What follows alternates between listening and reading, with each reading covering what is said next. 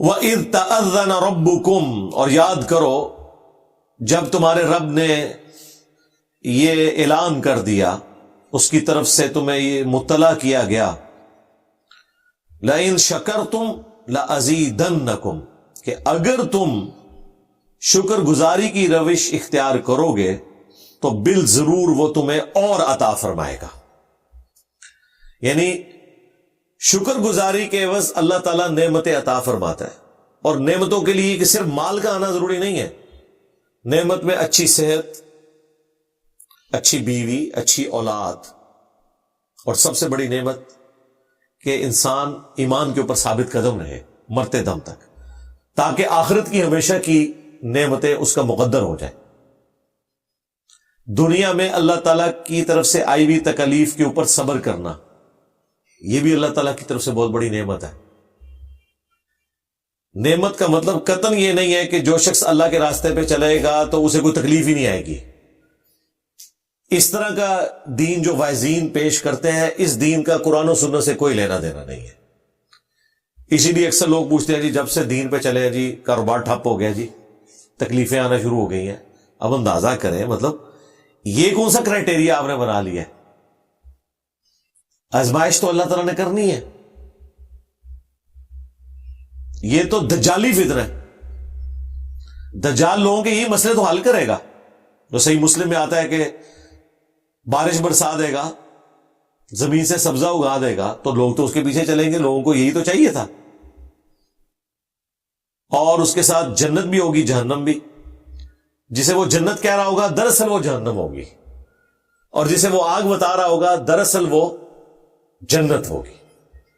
وہ اپنے ماننے والوں کو جنت میں پھینکے گا لیکن جائیں گے وہ جہنم میں، اور اہل ایمان کو وہ قتل کر کے جب اپنی جہنم میں پھینکے گا وہ جا کے جنت میں نکلیں گے، کیونکہ دجال بھی بیسیکلی اللہ تعالیٰ کی طرف سے ایک آزمائش بن کے آئے گا۔ تو اگر تم شکر گزاری کی روش اختیار کرو گے تو میں تمہیں زیادہ دوں گا۔ آپ سنن ابی داؤد میں حدیث ہے، سنن نسائی میں موجود ہے، نبی علیہ السلام نے حضرت معاذ ابن جبل کو یہ نصیحت کی تھی کہ معاذ فرض نماز کے بعد کبھی بھی اس دعا کو نہ چھوڑنا، اللہم اعنی علی ذکرک و شکرک و حسن عبادتک۔ اللہم کے ساتھ بھی ہے اور ربی کے ساتھ بھی یہ دعا ہے، ربی اعنی علی ذکرک و شکرک و حسن عبادتک۔ اے اللہ میری مدد فرما اس بات پر کہ میں تیرا ذکر کروں اور تیرا شکر کروں اور احسن طریقے سے تیری عبادت کروں۔ تو اس کی توفیق بھی ہم نے اللہ سے مانگنی ہے۔ کوئی شخص صرف اپنی کمپیٹنسی کی بنیاد کے اوپر یہ چیزیں نہیں اچیو کر سکتا۔ ہمارا عقیدہ قدریہ والا نہیں ہے کہ ہر چیز انسان کے اختیار میں ہے، اور نہ جبریہ والا ہے کہ اللہ تعالیٰ زبردستی کسی سے کوئی کرواتا ہے۔ نہیں، درمیان میں ہم کوشش ہماری ہوگی، پھر توفیق بھی مانگیں گے، پھر اللہ تعالیٰ ہماری مدد فرمائے گا، اور اس طریقے سے یہ معاملات آگے چلیں گے۔ وَلَئِن كَفَرْتُمْ، اور اگر تم نے کفر کی روش اختیار کری، ان عذابی لشدید، تو بے شک میرا عذاب بہت زیادہ دردناک ہے۔ اللہم اجرنا من النار، اللہم حاسبنا حسابا یسیرا۔ کفران نعمت نہیں کرنی، ایمان کا کفر بھی نہیں اختیار کرنا۔ کفر تو ایک ورسٹائل لفظ ہے، تو اگر تم کفر کی روش اختیار کرو گے تو بے شک میرا عذاب بہت سخت ہے۔ اب اس کو اللہ تعالیٰ نے تھوڑا مزید بریف کیا ہے۔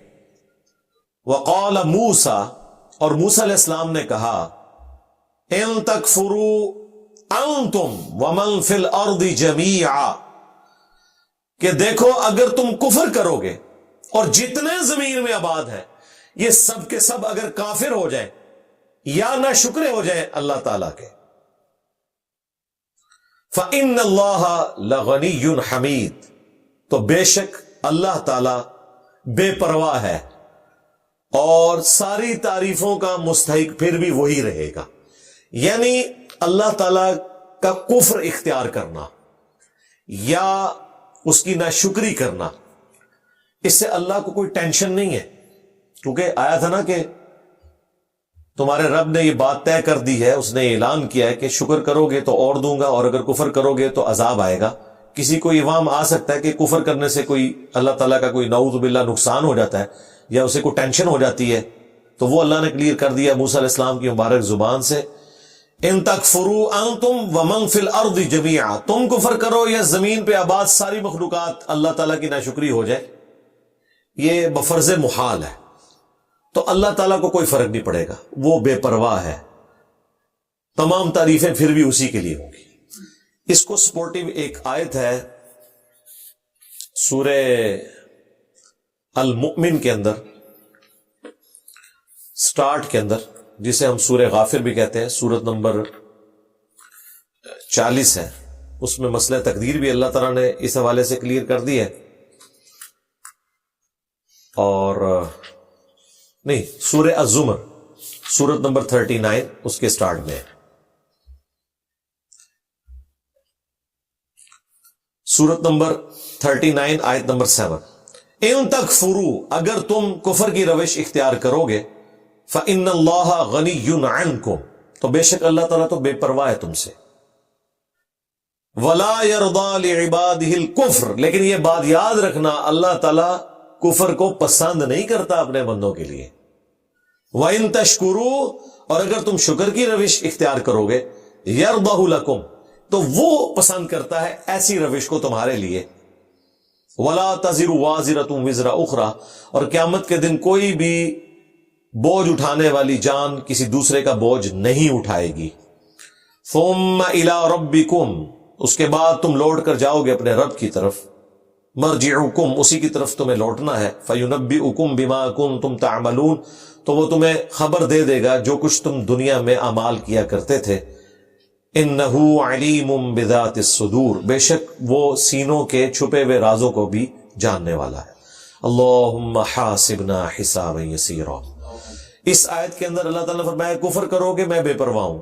اب اس سے کوئی یہ بھی رزلٹ نکال سکتا تھا، اچھا بے پرواہ ہے اس کا مطلب ہے جو مرضی کرو، تو اللہ نے کہا نہیں، میں پسند نہیں کرتا اس چیز کو، کھلی چھٹی دوں گا لیکن آخرت میں پکڑ لوں گا، اور اگر تم شکر گزاری کی روش اختیار کرو گے تو یہی میں تمہارے لیے پسند کرتا ہوں. اس سے یہ بھی پتا چل گیا کہ اللہ تعالیٰ گیون سرکمسٹانسز میں انسان کو اختیار دیے ہوئے، مسئلہ تقدیر بھی حل ہو گیا اس سے. پلس یہ بات بھی پتا چلی کہ اگر کوئی شخص خود سے ناشکری کی روش اختیار کرتا ہے تو اللہ تعالی کی ڈیوائن مور اس کے اوپر لگ جائے گی، جو اللہ نے اس کے لیے فیصلہ کرنا ہے وہ پھر ٹلنے والا نہیں ہے، کیونکہ اس نے خود اپنے لیے جہنم کمائی ہے. لہذا یہ جو جملہ بولا جاتا ہے نا، غلط العام ہے کہ دنیا میں جو کچھ بھی ہو رہا ہے وہ اللہ کی مرضی سے ہو رہا ہے، یہ بالکل غلط ہے. اللہ تعالیٰ کی مرضی یہ نہیں ہے کہ نافرمانی کے کام ہو.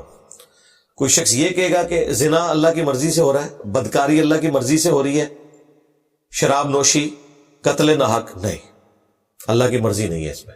اللہ تعالیٰ نے کہہ دیا میری مرضی یہ ہے کہ تم شکر گزاری کی روش اختیار کرو. ہاں، دنیا میں ہر کام اللہ کی اجازت سے ہو رہا ہے. اجازت اس لیے ہے کہ اس نے پکڑنا دنیا میں نہیں ہے. یہ اجازت جو ہے یہ حکم کے معنوں میں نہیں ہے بلکہ ڈھیل کے معنوں میں ہے کہ ٹھیک ہے اذان ہوئی ہے، تمہاری مرضی، مسجد کی طرف جانا جاؤ اور نہیں جانا تو نہ جاؤ، کوئی مسئلہ نہیں، زمین تمہیں اپنے اندر نہیں نکلے گی لیکن آخرت میں نہیں چھوڑوں گا. تو کائنات میں جو کچھ بھی ہو رہا ہے وہ اللہ کی اجازت سے ہو رہا ہے، مرضی سے وہی کام ہو رہے ہیں جو اللہ تعالی نے چاہا. جس طریقے سے آپ یہ دیکھیں زمین و آسمان کی جتنی مخلوقات ہیں جنہیں اختیار نہیں دیا گیا، ان کے بارے میں سورہ حامیم سجدہ میں ہے کہ چاہتے ہوئے یا نہ چاہتے ہوئے بھی زمین و آسمان اللہ تعالیٰ کے سامنے مطیع ہے، کیونکہ اللہ تعالیٰ نے انہیں اختیار نہیں دیا ہوا. اختیار دیا ہے جنوں کو اور انسانوں کو، نافرمانی بھی سارے یہی کر رہے ہیں، لیکن یہ اللہ کی مرضی سے نہیں کر رہے، اللہ کی اجازت سے کر رہے ہیں کہ ٹھیک ہے کر لو، آخرت میں پکڑ لوں گا. مرضی یہ نہیں ہے کہ یہ کام کرو، مرضی تو اس کی یہی ہے کہ اس نے پیغمبر بھی بھیجے ہیں، کتابیں بھی بھیجی ہیں کہ تاکہ لوگ جہنم سے بچ جائیں۔